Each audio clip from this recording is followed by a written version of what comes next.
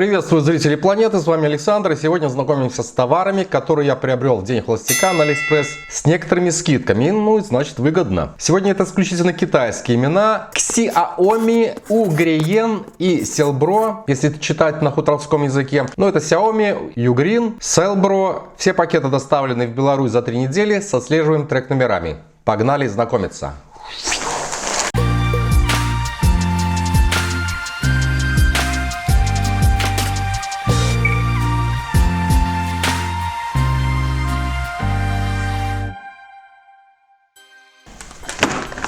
И первым будет автомобильное зарядное устройство Ugreen, артикул 50875. Выбор пал на дешевый вариант за $4. Я его приобрел на AliExpress. Заказчику это покупал под заказ. Не требовалась поддержка быстрой зарядки, в нем такого и нет. Дешевое и надежное зарядное устройство от проверенного магазина. В комплекте открытка от фирменного магазина, какая-то скидка на 90%. Традиционный уже презентик, вот такая узкая стяжка для проводов, фирмовая. Сама автомобильная зарядка упакована в картонную коробочку, такую простенькую. В комплекте есть абсолютно бесполезная, исключительно на английском языке инструкция, точнее мануал, как здесь написано. И вот такая зарядка. Технические характеристики представлены на самой упаковке и на грани зарядного устройства. Заявлена максимальная отдаваемая в нагрузку мощность 24 Вт. Корпус изготовлен из глянцевого пластика. Кстати, два USB порта зеркально друг на друга смотрят. Нагружаю сразу два порта. В этот порт будет неизменяемая нагрузка в 2 ампера, соответственно переключатель в верхнее положение, как подписано, 2 ампера. А в верхний порт поставим вот такую регулируемую нагрузку, для того, чтобы определить, какой максимальный ток она может выдать. Здесь устанавливаю заявленный ток 2,1 ампера.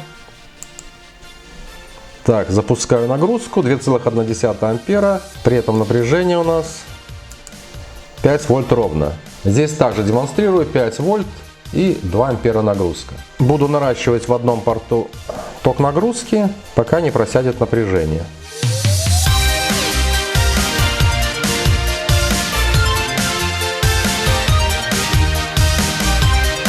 Итак, максимальный ток отдачи в нагрузку где-то 2,7 ампера, при котором уже происходит просадка напряжения. В одном из портов до 4 вольт, в этом порту также до 4 вольт. Если ток уменьшаю, выставляю ровно 2,7 ампера нагрузки. Здесь напряжение поддерживается 5 вольт при токе 2 ампера. И здесь напряжение также восстанавливается до 5 вольт.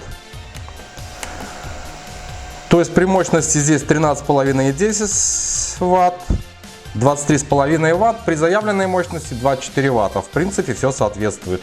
Но никакой подсветки, индикаторов, дисплеев здесь нет, все очень скромно и недорого. Что еще надо? Рекомендую, ссылка в описании видеоролика. Далее в комплект зарядного был приобретен недорогой кабель из официального магазина Selbro, также из торговой площадки AliExpress. Нужен был универсальный недорогой кабель для зарядки гаджетов, но в виде сжимающейся пружины, как телефонный шнур, чтобы удобно было пользоваться в автомобиле. Кабелей зарядки такого форм-фактора на Алике представлено немного, и выбор пал на новое лично для меня имя китайского предприятия. Ну, видимо, упаковка скромная, но на пакетик и больше ничего. На одном из коннекторов указано имя предприятия Selbro. Его плюсы: кабель с надежными прочными металлическими коннекторами USB-A, micro-USB. К тому же здесь прикреплен еще переходник micro-USB на USB-C. То есть отмечаем его универсальность.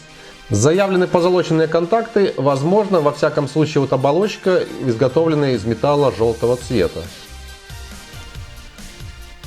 В сжатом виде кабель имеет длину около 40 сантиметров, растягивается, наверное, до 90-100 сантиметров, да, так где-то есть. В магазине доступен кабель длиной полметра и 1 метр, а также переходник с micro-USB на USB-C. Брать длину 50 сантиметров для использования в автомобиле не имеет смысла, он будет короткий. Данный кабель предназначен для питания устройств, а также для синхронизации данных. Скорость обмена в нем заявлена до 480 мегабит в секунду. В В суровых реалиях чтение через этот кабель обеспечивается со скоростью до 39 мегабайт в секунду. Так, протестируем кабель. Значит, напрямую, если к адаптеру питания подключить нагрузку, то при токе 2,1 ампера напряжение 5,4 вольта. Если же мы подключаем это все дело через кабель,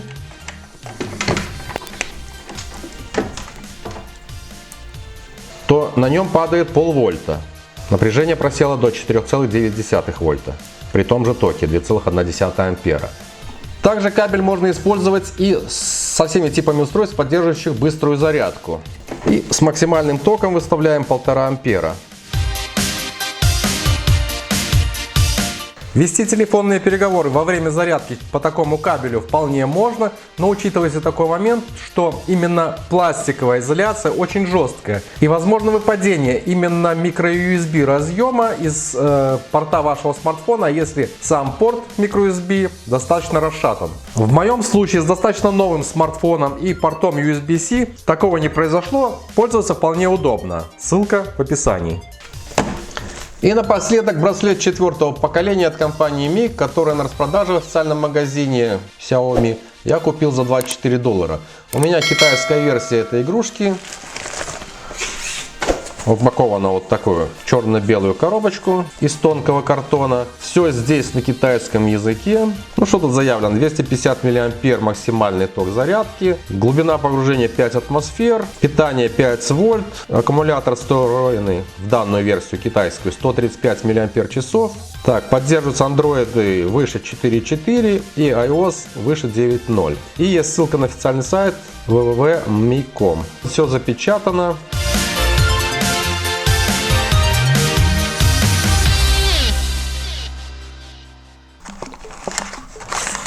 Эта игрушка комплектуется инструкцией исключительно на китайском языке с иллюстрациями, но по сути изучать ее не потребуется. Устройство в рабочем состоянии представляет собой пластиковую капсулу с цветным сенсорным экраном, прикрытым стеклом. Имеется единственная кнопка для пробуждения экрана и управления достаточно простеньким меню.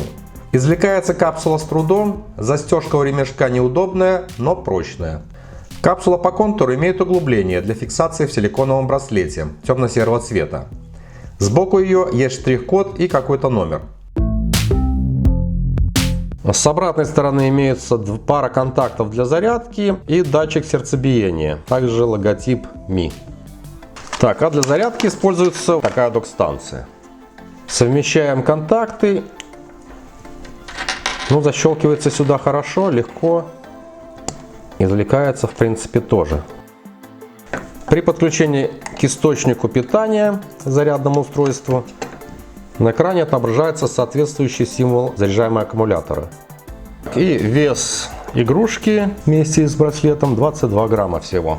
Браслет легко подключается к смартфону через Bluetooth версии 5.0 и управляется через специализированное приложение Mi Fit, которое можно установить из соответствующего маркета или скачать файл APK по QR-коду, размещенному в инструкции. После синхронизации со смартфоном был автоматически установлен русский язык и обновлено программное обеспечение до версии 1.0744. Не обязательно всегда находиться рядом со смартфоном. Браслет самостоятельно накапливает информацию о вашем организме, а после соединения со смартфоном обновляет ее в приложении Mi Fit. Когда я впервые закрепил этот фитнес-трекер на своем запястье, чудо не произошло. И сразу... Мир совсем не тот, и сразу солнышко встает, и сразу музыка и радуга рисует цветы. Ничего такого не произошло, осенний день за окном остался таким же серым. Вообще называть это гаджетом я не хочу и не могу. Это именно детская игрушка и напоминает мне комбинацию тамагочи, популярного 15 лет тому назад, брелка для ключей, в котором был встроен экран небольшого разрешения и размера, и он обладал небольшим объемом памяти для закачки изображений. Это такая цифровая фоторамка на ключах. Все это может и данный браслет, только в качестве персонажа тамагочи выступает сам пользователь. Ну а функционал у меня скромный, и кроме часов и календаря, лично для себя я никакой пользы в нем не нашел. Его не назовешь инструментом или прибором. Если вы четко в такт шагам машете руками, то подсчет шагов в реальных условиях идет с ошибкой от 1 до 10 значений на 100 шагов. Ну а если вы прогуливаетесь по парку руки в брюки, то шаги он не засчитает. Браслет дублирует некоторый функционал смартфона, который и так все время под рукой. Будильником, секундомером я не пользуюсь. Его пульсометру я не доверяю. А поступающие на него уведомления представлены очень мелким шрифтом и не из всех приложений, поэтому все равно обращаешься к экрану смартфона. Я использую беспроводные наушники QCY, в которых имеется поддержка переключения треков, поэтому предоставляя моим браслетам возможность управлять воспроизведением проигрывателя мне также не нужна, но единственное удобство есть регулировка уровня громкости. И я скептически смотрю на игру в цели похудеть или пройти определенную дистанцию. Чтобы похудеть, надо просто меньше жрать. Но по итогу, функционал браслета я изучил за первый же час пользования, пока настраивал эту игрушку. И в принципе за этот же час не наигрался. По сути, вещь для меня бесполезная, поэтому сделаю новогодний подарок ребенку. В качестве детских часиков эта игрушка сойдет. А если у вас есть собственное мнение на этот счет, пишите комментарии. Ну и в конце еще раз напомню, что сегодня была распаковка кабеля от Cellbro, автомобильного зарядного устройства на 2 USB порта от Ugreen и браслета 4-го поколения от Xiaomi. С вами был Александр, до встречи на канале, пока!